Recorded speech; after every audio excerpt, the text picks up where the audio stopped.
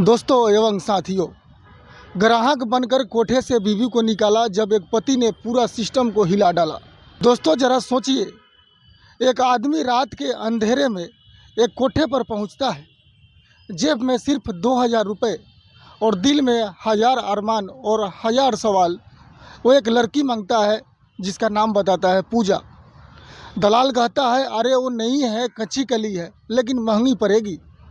आदमी जो है उसका पति गर्दन झुकाए पैसा बढ़ाता है और कमरे के अंदर जाता है, और जैसे ही पर्दा हटता है दोस्तों, सामने उसकी बीवी खड़ी नज़र होती है। जैसे उसका पति देखता है, पैरों से तले उसका ज़मीन खिसक जाता है। राहुल और पूजा प्यार की शुरुआत कॉल सेंटर में हुई थी। दोनों का प्यार बहुत अच्छा चल रहा था।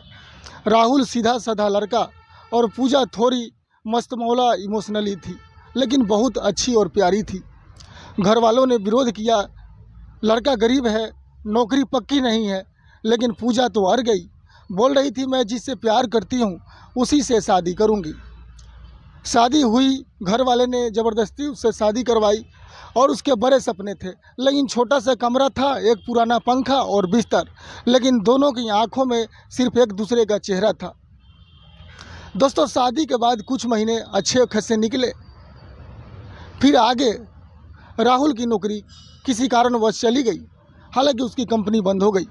जब कंपनी बंद हो गई तो उसकी जो ईएमआई था, ईएमआई रुक गई। किराए के मकान में थे, किराया बकाया था, किराएदार बोलने लग गए। उधर पूजा के मायके से ताना आने लग गए, तरह तरह की जो है परेशानियां झेलने लग गई। अब तू बोल रही थी उसकी माँ, तू क्या सोचती थी, हीरो से शादी की है। राहुल ने बाहर पंजाब जाकर मजदूरी करने की ठानी। पूजा बोली जाना पड़े तो जाओ, लेकिन रोज़ हमें फ़ोन करना। और राहुल उस दिन चला गया, और यहीं से शुरू होती है राहुल और पूजा की टूटने की शुरुआत। दोस्तों राहुल तो पंजाब कमाने चला गया। 1 हफ्ता 2 हफ्ता ढंग से बात हुई, उसके बाद उसका फ़ोन बंद हो गया। राहुल जब 3 हफ्ते बाद वापस आया तो देखा कि पूजा घर से गायब है। मकान मालिक से बोला तो मकान मालिक ने कहा कि एक दिन सुबह सुबह कोई अनजान आदमी आया और पूजा उसके साथ चली गई। जैसे ही राहुल सुना, वहीं राहुल गिर गया। राहुल मायके गया, ससुराल वाले से पूछा तो ससुराल वाले ने मुंह बंद कर लिया। फिर पुलिस के पास गया, एफआईआर लिखवाने से पुलिस मना कर दिया, बोला आपकी बीवी बालिग है, अपनी मर्जी से गई होगी। राहुल जो है अब बिल्कुल पूरी तरीक़ा से टूट चुका था, लेकिन राहुल अभी हार नहीं माना था। राहुल ने ये प्लान बना ही लिया कि अब मैं अपने पत्नी को ढूंढ के ही निकालूंगा। राहुल ने दिल्ली की गलियों में रात बिताई, स्टेशन पर, बस स्टैंड में गया, एनजीओ तक गया। तभी एक दिन उसका पुराना दोस्त सागर मिलता है और सागर कहता है तेरी बीवी पूजा लगता है नजफगढ़ की लाल बत्ती में है।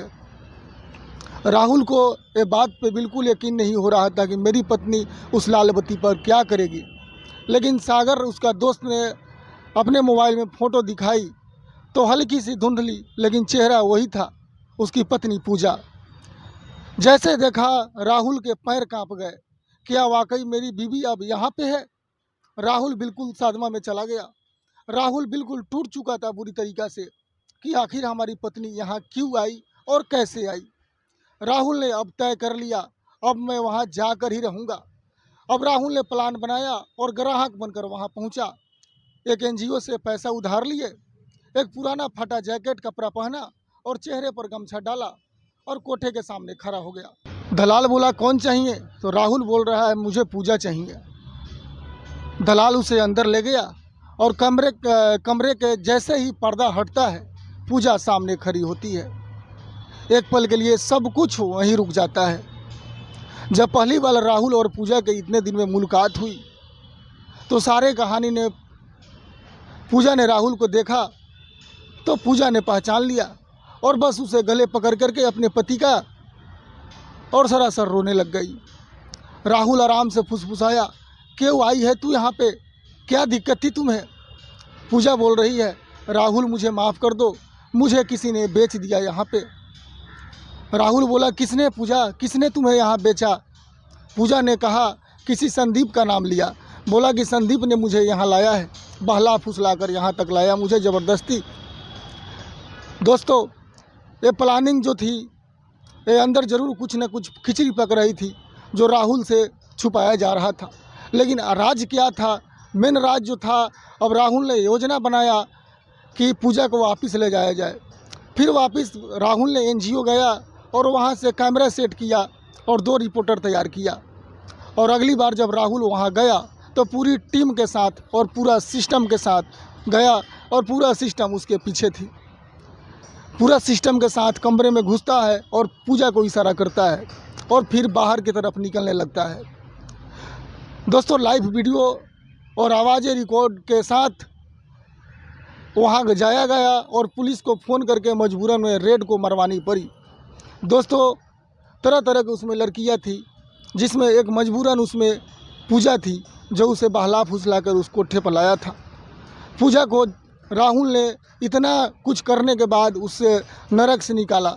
एनजीओ ने उसे सेफ हाउस में रखा, एनजीओ ने उसे तरह तरह के सिस्टम दिया, लेकिन पूजा आज भी रात को चीखती है और कहती है कि राहुल, तू मेरा सच में भगवान है और पति भगवान के रूप होता है। अगर तू ना आता तो मैं कभी वापस नहीं आता।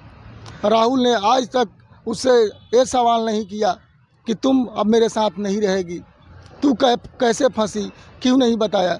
दोस्तों, पति ऐसे ही होना चाहिए, बस उसके माथे पर हाथ रखता है और कहता है तू फिर से मेरी है, बस इतना ही काफ़ी है। दोस्तों, ऐसे पति आजकल मिलना किसी हीरा से कम नहीं है। जब एक पति अपने पत्नी की कोठे से निकाल सकता है तो ज़रा सोचिए समाज कितना बदल सकता है। अगर हर कोई डर के आगे प्यार रखे।